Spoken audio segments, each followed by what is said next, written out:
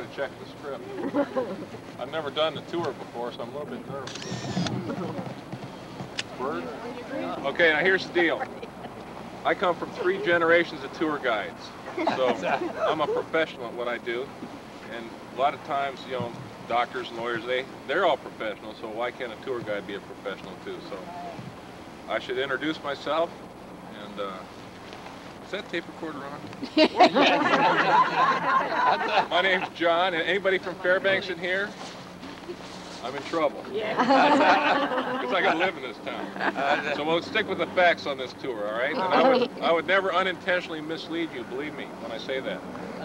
We're going to talk about this dredge. I got a phone call this morning from Nancy Reagan's astrologist. She told me that don't be afraid. I know you're nervous. But at some point in your tour, you'll say, 2 little ones, watch the hatch cover and take a hard ride at the smokestack. And she goes, and also, before your first tour is done, you will hold the arm or the hand of every lady on that tour. I said, I can't believe you're telling me this. She said, believe it. So let's see what happens. Now, the dredge was built in Bethlehem, Pennsylvania in 1928. Anybody from Bethlehem? Through there. Okay, that's where it was built. And it's 1,065 tons, and it's just a big gold washing giant boat. And the way it works is the buckets go around in a chain, scoop dirt up, carry it inside the dredge where it gets washed in the trommel, and the gold starts getting classified into sluice boxes, and then the heavies, or the big stuff, goes out the back. And around a little bit of geology, anybody got a master's degree in geology in here? Good, I love that when that happens. Bachelor's. There is a type of rock, I'll just use layman's terms, quartz. And the Quartz Rock is the gold-bearing lode rock for this valley. And you'll see quartz all over the place. But 60 million years ago, when the mountains eroded and all this material, all these rocks and mountains were breaking and eroding and falling apart, the gold that was in that rock started getting liberated, started getting broke out of that rock. And that's called placer gold, and that's what this is. It's not placer, it's placer. So gold has a specific gravity of 19th. What am I telling you that for? You all knew that. And sand and gravel is 3 or 4. So let me explain how specific gravity works. That means it displaces 19 times its weight in water, okay? So the idea here, we're dealing with physics. Anybody got a doctorate in physics in here? Good. I use bachelor's terms. The water is, in water, gold is heavier than rock, to put it quite simply. Now, in a moving, cascading body of water like a river, what will happen is that gold will keep going deeper and deeper in the loose gravels, and the loose gravels will stay on top. So what happens is it gets deposited on bedrock, and the type of bedrock here is called decomposed bedrock schista. Okay? Oh, schista. And the story goes, now I don't know if this is fact, anybody have a BA in history? Back in you do, well she'll tell you. Back in 1902, Felix Pedro discovered gold on a little creek just up this way. And from what I understand, he had a partner, and he sent him up a little draw called Schist Creek. But the guy forgot a gold pan. He had to come back later and go. So he went up Schist Creek, came back down, got his gold pan, went back up, made a discovery, and then the dredges came in about 20 years later to take the gold off of bedrock. And the way the dredges are designed is they can dig 35 feet deep. So what they do is they dig the schist up with the buckets, take the schist inside, dump the schist, wash the schist, stack the schist out the end of the boat, and they keep moving. Now, I told you I'm a professional. I always enunciate. One more question. No, just keep it. And I should mention to you on this deal, a lot of your slogans that people use, they come from mining. So many of our modern day slogans stem from mining, it's unbelievable. Have you heard the flash in the pan? That's just a little sparkle of gold in the pan. Somebody struck pay dirt. Yeah. Okay. Mother lode. Yeah. All right. Now let me tell you a few more that you probably haven't known about. The area right in front of the dredge where they dig is called the molehill. You just say that's the molehill, and everything out the back is called the mountain. So the term "making a mountain out of a molehill" is a dredging term. How about that? How many of you guys knew that? No. How many are you going to pass that on to your friends? Oh, All of us. we're all going to tell them. As soon as I See, get the back. writers have been on strike for 7 months, and it's hard for me to come up with this kind of stuff. So when I made that up a couple weeks ago, I said, they'll buy this. And if you're buying this, you're going to love the rest of it. So each bucket weighs 1,850 pounds. They're made out of manganese steel for high wear, and they just go around 70 buckets to a chain. And they can carry 5 yards, about 5 yards a minute inside and wash it inside a trommel. Now the trommel is where, we'll see that when we get up there. So what we'll do is we'll walk on down here and we will gather on the hold, and I'll explain a few things down there, especially about the hard hats, okay? Tom,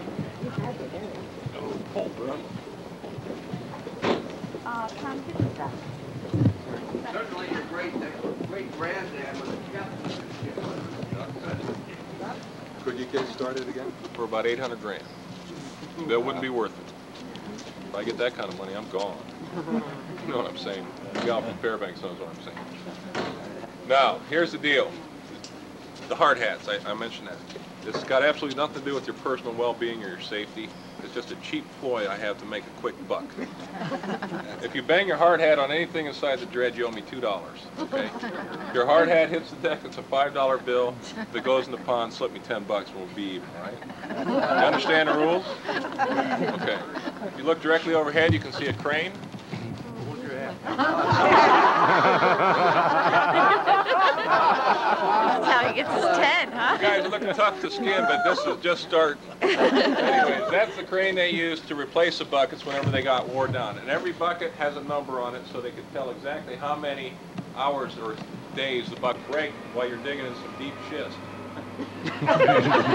Over here is the winch room, okay? Now in the winch room, you have these winch spools, and these winch spools have cables wrapped around them, and then they dog them off both sides of the front, kitty corners of the dredge, and out the back. This is the bow, and that's the stern. This is the starboard, and that's the port. Everybody know that port means left? The way I remember that, port has 4 letters, left has 4 letters, right has 5 letters, starboard has at least that many. And another quick little deal, I can point your attention back up into that room there. That's the winch room, and that's where the man that controlled the ship would operate. And he could, believe it or not, he could clutch all the winches at once without any serious repercussions. And he had a master clutch on each set of the front and back, and he also controlled the gangplank, and everything on the ship was cable controlled, okay? Now the whole ship is electric. It's got big GE motors on board. It had a total connected load of 424 horsepower. You knew that. And 406 kilowatts was the kind of power it was drawing. All the motors are 3-phase. Nowadays we don't have the power within 5 miles of this place to get this thing running again. And the reason I said it wouldn't be worth running is because we only have about 2 weeks of reserves in front of here before you'd be on someone else's property. Put together with hot round head rivets. This is one of the first modular units. Now the pipeline project they brought a whole bunch of stuff in, modular units, and then these big oil drilling platforms they got on the north slope. A lot of those come up and actually already built around the ocean and get parked up there. So anyways, this was brought in back when it was a little bit harder to do it. And it was made possible with the completion of the Alaska Railroad that was finished being built in 1923. Okay? Any questions? Fine. We'll walk. You haven't collected money on your hard hats yet. No, but we're just starting. Okay. Wait till you get to the little cubby hole in there. Okay. There's a light at the end of the tunnel. The lighting tunnel.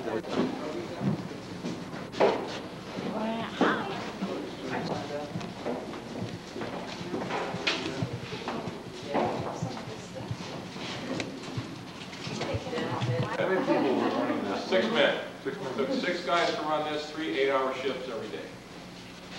And they ran it for about 220 days a season. Nowadays, you're lucky to get 100 days. And the reason they could run these later is because they were all self-contained. And the only thing exposed to the elements was the digging ladder and the tailing stacker where it came out. So during late fall, I call it winter, come around September 1st, it's winter. You know, but these guys come November 19th or 20th, they say, boy, it looks like fall from here. It's 40 degrees below zero. what happens is the ice starts freezing in the pond, starts creeping in on the dredge, and all this slop water from the buckets and the rocks, it freezes on the hole. Pretty soon you got a lot of weight in ice. Now water weighs about 8.5 pounds a gallon. So when you figure all that ice start freezing up on the dredge, it starts to lower a little bit. You don't want to sink a dredge because that's a real problem when that happens. So what they do is they just let it freeze in, and come break up, they get out with thaw points, they go around the dredge, and they break the ice up around the dredge because water seeks the lowest point in the valley, and it'll come into the pond because the pond is the lowest point. And this is the coldest point in the valley too in the wintertime. It can be warm, it can be 45 below up top. You come down here and it'll be 55 below inside the dredge. And that's, you know, a little bit colder. They increase their grain output, I think. Reagan blames all that on Jimmy Carter. Well, I blame most everything on Jimmy Carter that I can. But we don't want to talk about Jimmy Carter on this either. What you're looking at over here behind me is the biggest motor on board. What it is 150 horsepower General Electric. Anybody work for GE? No. Well, someday I'm going to get lucky. Somebody will say, yeah, I'm the marketing. Good. Because there's an interesting story here. When they were first started dredging, they had gold coming into the sluice boxes in 1928. This motor was running, and what it does is it drives a flywheel around here with this belt, shoots across and drives that big belt you see going upstairs. That's what turns the buckets. Well, this deckhand had his little 5-year-old son with him on the first day they were running, and they were standing over here by this motor, and the little boy says, Daddy, Daddy, look, GE brings gold things to life. Well, that was a precursor of their modern day marketing slogan. How many of you guys knew that? You know, and that's another deal that I made up, but still, I've been real consistent with that. And rumors have changed, but facts never change in this country, and the basis of any fact is real consistency. So in 3 years I've told this to thousands of people, and I'm hoping GE sends one of their guys up to cut some contract. Now, another interesting story. How did they design the ship? Well, from what I understand, and I really try to get to the bottom of these things, back in 1927, there was an engineer in Indiana in the middle of December. He went outside, he saw a star in the eastern skies, and he went east. And he ended up in Bethlehem, where he got a job working for Bethlehem Ship. We celebrate that occasion. I give my kids little presents, and we put lights up on the roof. Anybody else do that? Anyways, they, no, the schist doesn't get any deeper than that. But I tell you what happened. He went to work there, and he worked there for years. And he worked there, and he told the corporation president, he said, sir, I've designed your dredge just like you asked me to. I've built the thing. It's a massive piece of equipment. I'm having a problem on how to recover the gold. I don't know how you want us to recover the gold out of the dirt. He said, son, if you've worked for Bethlehem Corporation for a year, you know that schist rolls downhill. What you need to do is build sluice boxes. And every sluice box, you put in a ripple. And a ripple is a piece of angle iron with a 7-degree lift, or lift that goes up. So they're set in, and we're going to go up along the sluice boxes here, and they're set in sections in all those sluice boxes. So 1.5 inches of foot slope on your sluice box, a 7-degree lift on the lip of the angle iron, and as the material cascades over the top, all the water, 10,000 gallons of water a minute, mixing that dirt up, goes over the top and it goes in a circle. And that's called a burble. You've heard of the burbling brook? The term burble is the dredging term. It comes around that ripple, the heavy stuff gets caught underneath here, the lighter stuff keeps rolling. The song, Roll On Big Muddy. That's about a gold mining dredge where the muddy water kept rolling and the gold get caught behind the ripple. Okay? Every 2 weeks they come up here, they pop those ripples and they take out 6,000 ounces. Okay? And we're going to walk. We're going to walk within 2 feet of where that $3 billion+ was recovered. But that's by Hong Kong's price, not the $20 an ounce that they started with. When they started mining, gold was $20.67 an ounce. Now it's 431 whatever. And Lord willing, if the caucus gets elected, it'll be 2,000 an ounce inside of 2 months.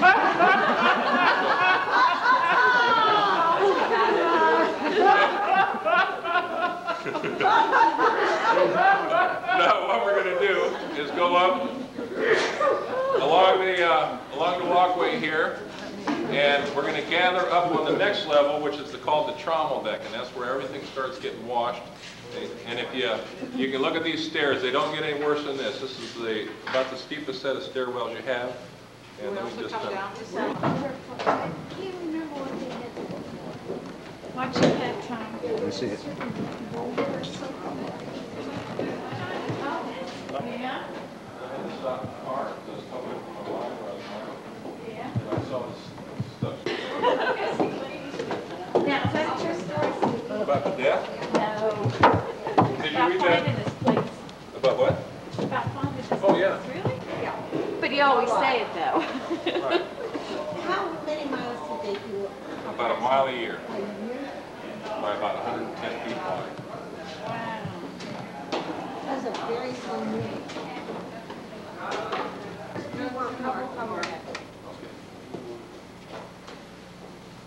Are they good at it? Yeah, they're good. Good couple. There was a murder on this dredge, and the article is inside the bunkhouse if you want to read it. But and the reason I know it's haunted is because last winter I sat out on the deck with a bottle of Jack Daniels, and when I finished it, I could hear all kinds of noises, and the dredge started moving. Then I got an unbelievable headache, and I felt like whatever the spirit was, it really nailed me. So, stay away from those spirits when I can. Oh yeah, I wouldn't quit that. Now, Jack's a good friend of mine. Now, I don't see much of him in the summer, but come wintertime, he pops in now and again. What we're looking at here is the trommel, okay? And this is where the material gets washed. The buckets come up with a full load of dirt, dump it into the front of this thing. This is the trommel. This is turning at 12.5 revolutions per minute. The water from the pumps downstairs come up through a series of pipes. There's one big pipe that goes up towards the top of that with spray nozzles that shoot down at the material. So as the rocks tumble and rock and roll through there, they get washed. They start getting washed by the 10,000 gallons of water a minute, and the material starts getting classified. The term rock and roll is a dredging. The term classified material is a dredging. What you have is a 3/8 inch size classification in the front, and a 1/2 inch in the middle two sections, and then 5/8 of an inch back here. Okay, so the material gets classified and screened, falls into the sluice boxes, gets caught, hopefully. But they were only about 80% efficient with this dredge. The other 20% went back out in the tailing piles. Plus, any nugget bigger than 5/8 of an inch went back in those tailing piles. But what happened if it was 11/16? I'm glad you guys aren't going to fix my car. If I had to look at a 9/16, you'll come back with a pipe wrench. 11/16 is bigger than 5/8. That's a trick question, and I could start the tour all over again. I give a final exam at the end of this thing. If you get the wrong answer, I throw out a lot of facts here, and we start all over. That's the way it has to be, because I want you to know all there is about dredging when you leave. 11/16 will not make it through the hole, falls on the conveyor, goes out there, and gets stacked in those tailing pods. Now, here comes people in the 1980s, and it doesn't take them long to figure out that those nuggets are still out there. Yeah. So, anything bigger than these holes, and they say, well, do you mind if we go out there and look for them? And we say, absolutely not. We don't mind a bit. You go out there and you spend all day looking for them. And they do, by the thousands. And none of them's ever found squat. Don't you think the guys that own this machine would have known if there were big nuggets in this area? If there was, they'd told one of their deckhands, go in there and replace those screens. Put those 4-inch screens in there and get those 5-inch out of there.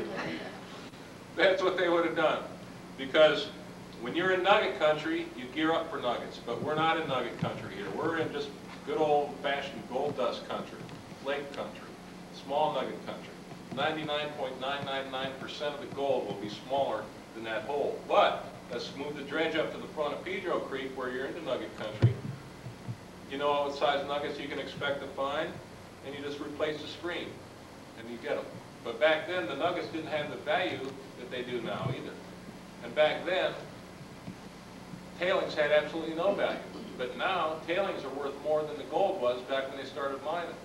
And nuggets are worth up to 20 times what the current world market is, depending on how big they are, how rare they are, and the character of the nugget. When you go into a gift shop, you can see two identical nuggets in weight. One looks like a heart, one looks like a cow pot. Which one do you think is going to be more expensive? In some quarters it would be. But I would like to think that a heart would draw a higher... Of course, a cow pot is fairly romantic once you think about it. If you find a nugget shaped like a heart, boy, you're in Fat City. If you find one that looks like the state of Alaska, ooh, watch out for what you can sell that nugget for. So when you do a cleanup in a gold box or a sluice box, you get your nuggets, you look at them, and you see what, number one, what state or animal do they remind you of. Then you just write it on a piece of paper, and that's how you price it out. Idaho's a good one. California is a good nugget to find. New York must be high. New York's not bad, but I tell you what, if you get a Colorado or a Dakota, north or south, you're in trouble. So what you do is you ask them, where are you from? They say South Dakota, and say, this is a South Dakota. You take the North Dakota sticker off, and put South Dakota on, and they're not watching. That's called character. But occasionally you find nuggets that don't remind you anything. That's when you got to talk to Jack. Jack will let you know what the deal is. That's how character works on nuggets. But it is not unheard of for a big nugget to be found this far down the valley. And because of tailings are worth as much as they are, guys sell their gravel, like this operation out front, all that big plant and all that tailings is sold to people for about $5 a yard. And several years ago, a fellow from up the river, or up the creek, sold a load up the creek. Sold a load of gravel to a guy in town for his driveway who spread it out, and he found a 3.5-ounce nugget, that big. So he called the guy up and said, bring out another load of your gravel, would you? Brought another load out and found nothing. But he got a 3.5-ounce nugget out of the deal. Gave it to his wife. Wrong. She brought it out and said, John, look what he did. And first he showed it to me in his pocket and looked real nice. But then it was on an 18-karat necklace. I said, wow, that's a nice nugget. She brought it out on her birthday. She said, John, look what he did for it. Now, pulls it out and it's got a diamond put on it. I kind of looked at it. That's pretty. Then their anniversary party, they came out. She had an emerald. John, look what he did. An emerald next to the diamond. Then I didn't see him all winter. I saw him last spring. He came out again. He had, by now there's a couple rubies on there. There's star sapphire. I mean, there's all kinds of stones. And I said, aren't you glad you found that nugget? He said, no, I don't ever want to see another nugget. I never want to find another nugget as long as I live. The moral of the story is if you find a nugget, guys, when you're out here, just put it in your pocket. Don't show it to anybody. They get expensive after a while. Okay? That's how the trauma works. Now, I'm going to walk around this way, and we're going to kind of walk past this, a gear reduction here. If you look over there to your left, you can see that big belt came up and wrapped around that flywheel, drives a small diameter gear shaft through there, and starts getting geared up to these big bull gears. The bull gears are 14 feet in diameter. They're made out of chrome nickel steel, one cast. And just to replace those two big gears there, you're looking at $250,000 in 2 years to cast them. They're made in one piece, and they're hand ground and they're hand cast in sand. Okay, there's a lot of precision in there. Now, and then we'll just head on into the winch room.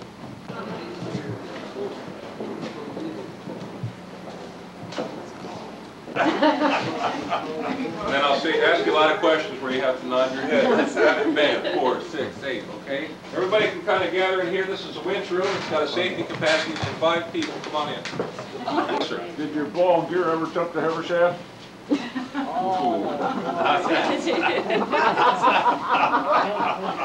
look, I just draw those things. My wife says I'm the best bull gear artist that she's ever seen. I don't really know the answer to that question. But I'll think of one. Okay, now we got everybody in here. These are the control levers for the winch spools down there. Okay? What you have is a brake and a clutch for every winch spool. This set over here raises and lowers the digging ladder to a depth of 35 feet deep. This set here, this is your port bow dead man, starboard bow dead man. Those are your 2 anchor points. Gangplank, hydraulic giant that shoots water out against the face of the cut. And this is a master clutch right here. Master clutch here. Everything reversed in the back half of the ship for your dead men on both sides. And then what we call spuds. The spuds are just two big vertical anchors that you can see kind of through that window up on the next deck up. And they weigh 35,493 pounds. You can see my little kid climbing over a railing over there. And what they do is they drop one of those, free fall, it goes into the schist, anchors the back of the boat so the ship can't go backwards. Anybody have their doctorate in physics? I asked you that before, but anybody got a bachelor's degree? Good, then I can explain this. As the buckets go around, for every action there's an action. You heard that term? Yeah. It's almost close to what I said, something like that. So I'm just checking to make sure you know what the proper terminology is. All right, the buckets go around in a continuous chain, and they're actually pushing. I did it. They're pushing the ship backwards, but the ship can't move backwards because they're anchored back there, okay? And so when they swing to the right, what they do is they have the port, or the starboard spud down, they swing to the right, they lift it, they drop the one on the left, they swing to the left, swing right, swing left. Square dancing got a lot of its terminology from the Gold Dredge field of Alaska, particularly this dredge. Now, the term tattletale. You've heard that term many, many times. That thing hanging on the wall is a tattletale. What's that telling you? The ship is not on the level. The term on the level is a gold dredging term. What we've done, we've accelerated, actually we've increased the slope on the sluice boxes on the starboard side of the boat because we're not on the level. We're deep on the starboard side, and we've decreased it on this side. So what you're having is a particle velocity acceleration in there, and it's starting to, those burbles are blown, they're gone. The gold's starting to migrate down the sluice boxes. It's speeding up, it's going right back in the pond. Gold migration, and the worst kind. You've heard the term caribou migration? Got nothing to do with gold mining. Over here on the other side, you've completely blown your gold recovery on this side of the ship too. So really, you're in trouble. The tattletale is telling you you've got problems. So what this guy up here will do is say, oh, we got problems. And he'll go over and ring a bell, and there's bell signals here, and they'll shift ballast across the boat, which is big chunks of steel with a little bow head. Two deckhands will get a pry bar and they'll shove it across the ship until that's reading straight up and down. Another problem they had with gold migration, not forget that, was the oiler going nuts. Because these are poured Babbitt bearings and they're not built to support weight, they're built to just let things go around and around inside. But when you're not on the level, you're starting to put weight on that Babbitt and you're going to start tearing your bearings up. And the oiler's job, if you're not on the level, is really dramatically increased. His problems are increased because he's got to go down this bucket ladder about 3 times a day, pull these plugs, and put oil in these carrier bearings. And those things are underwater, and those support the weight of the buckets. How much does a bucket weigh? 1,800. 1,800 what? We've got enough time for another tour. Level ones too? If you say, yeah, if you say a lot for my exam, we pass. How much does the bucket weigh? A lot. We go on. Now, we know how the tattletale works. We know that this guy up here is the winch man or the dredge master, depending on what shift he's working. The dredge master is the guy that worked the day shift. He was the captain of the boat, and he only worked daytimes. The other 5 guys or 6 guys, the winch man would come in here, just one guy.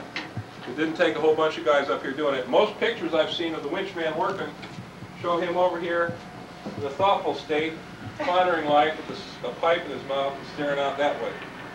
So believe me when I tell you, it wasn't a deal where he had to run all over the place and move these levers all the time. In fact, the metal leverite, have you heard of that concentrate? A lot of that they just left right there. The leverite, just lever right here or lever right there.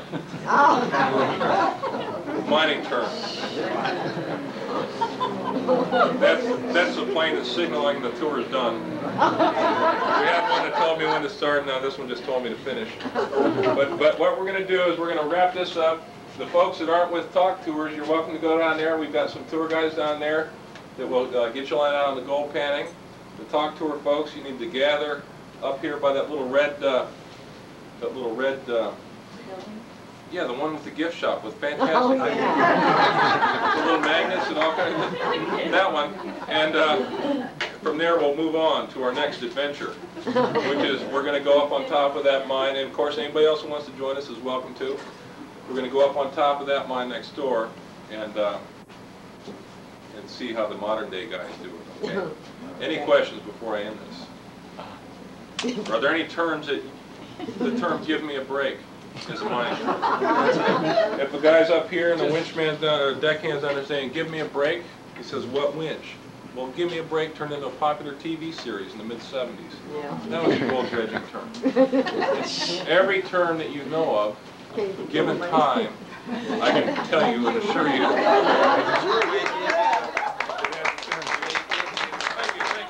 Hey, John, is full of schist a mining Yeah, term no, also? I was going to say, if we give John full credit for being full of shit. The boat